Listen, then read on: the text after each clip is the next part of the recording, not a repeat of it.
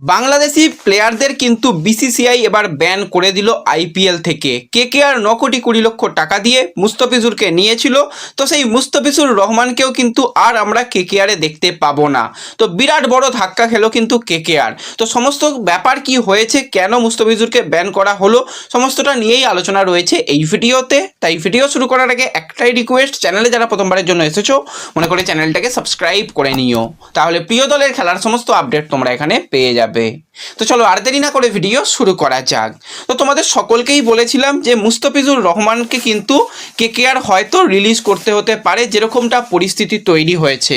তো সেই ব্যাপার নিয়ে কথা বলার আগে যদি আমরা একটুখানি আইএল টি20-র সেমিফাইনাল নিয়ে কথা বলি, সেখানে আবুধাবি নাইট রাইডার কিন্তু এমআইয়ের কাছে হেরে গিয়ে একদম বিদায় নিয়েছে এবং জঘন্য পারফরমেন্স সেমিফাইনাল ম্যাচে।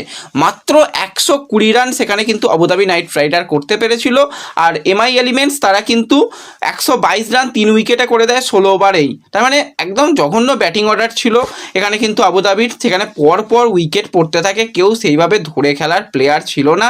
তো শেষের দিকে একজন প্লেয়ার ওই 40 বলে 50 রান করে, যে বিগ হিটার হিসাবে সুনীল নারিনের কথা যদি আমরা বলি, বা যদি আমরা বলি জেসন হোল্ডারের কথা, কেউই কিন্তু সেই জায়গায় দাঁড়াতে পারেনি। এমনকি রাসেল লিভিংস্টনের মতন প্লেয়াররাও দাঁড়াতে পারেনি। আর এই জায়গা থেকে প্লেয়ারদের কিছু করার ছিল না, প্লেয়াররাও সেখানে খুব একটা কিছু করতে পারেনি। সেখানে টম ব্যান্টম 53 বলে 64 রানের একটা বিধ্বংসী ইনিংস খেলে, এবং সাকিব সেও কিন্তু 24 বলে 38 রান করে, এবং শেষ পর্যন্ত এমআইকে তারা জিতিয়ে দেয় এবং এমআই চলে গেল ফাইনালে। এটা কিন্তু নাইট বাহিনীর জন্য একটা বড় ধাক্কা, এবং এর থেকেও বড় ধাক্কা হচ্ছে মুস্তাফিজুর রহমানের বিদায়। তোমাদের জানিয়েছিলাম যে এই প্লেয়ারটা হয়তো আইপিএল খেলতে পারবে না, কারণ বাংলাদেশের সঙ্গে ভারতের যা বাজে একটা সম্পর্ক তৈরি হয়েছে এবং রিসেন্ট টাইমে যে মর্মান্তিক ঘটনা ঘটেছিল, তো তারপর থেকে কিন্তু সবাই চাইছিল যে অন্তত বাংলাদেশি প্লেয়ারদের ব্যান করা হোক। তো সেটাই কিন্তু এবার অবশেষে এলো। তোমাদের সোশ্যাল মিডিয়া পেজে অফিসিয়াল আপডেট আসার আগেই জানিয়ে দিয়েছিলাম যে মুস্তাফিজুর রহমান খেলতে পারবে না।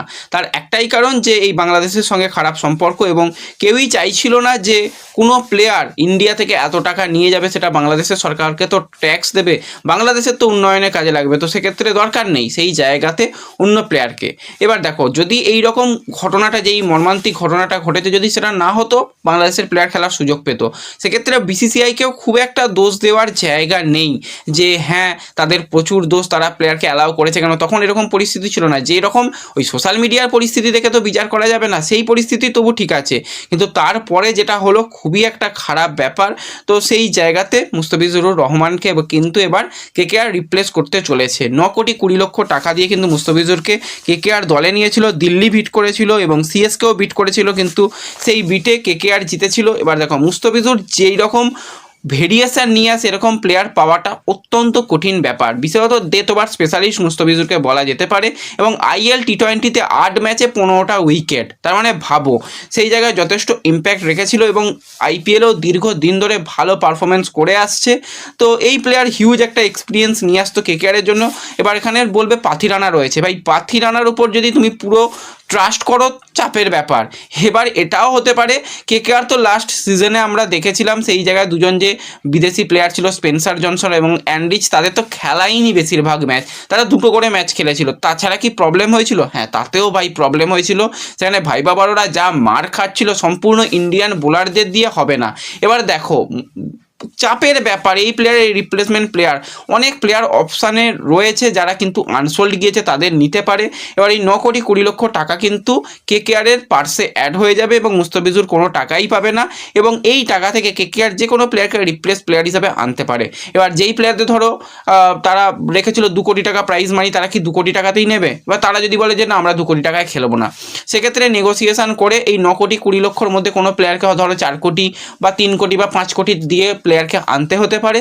সেই সন্ধানে কেকেআর থাকবে, অবশ্যই সমস্ত লিগের দিকে নজর রাখবে, এবং এই জায়গায় বিদেশি চয়নের ক্ষেত্রে কিন্তু অবশ্যই তোমরা জানো সেন ওয়াটসনের একটা ভূমিকা রয়েছে। সেন ওয়াটসন সে কিন্তু তার পরিকল্পনা জানাবে ম্যানেজমেন্টকে, ম্যানেজমেন্ট তার পরিকল্পনা জানাবে।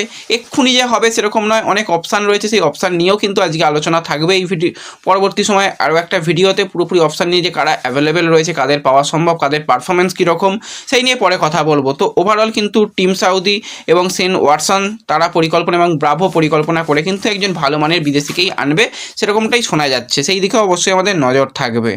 তো এই ব্যাপারটাই ঘটেছে, পুরো ব্যাপারটা তোমাদের সঙ্গে শেয়ার করলাম, আশা করি বুঝতে পেরেছো। ভিডিও ভালো লাগলে লাইক শেয়ার করে দিও, চ্যানেলে প্রথমবারের জন্য এলে সাবস্ক্রাইব করে নিও। দেখা হবে পরবর্তী ভিডিওতে, ধন্যবাদ।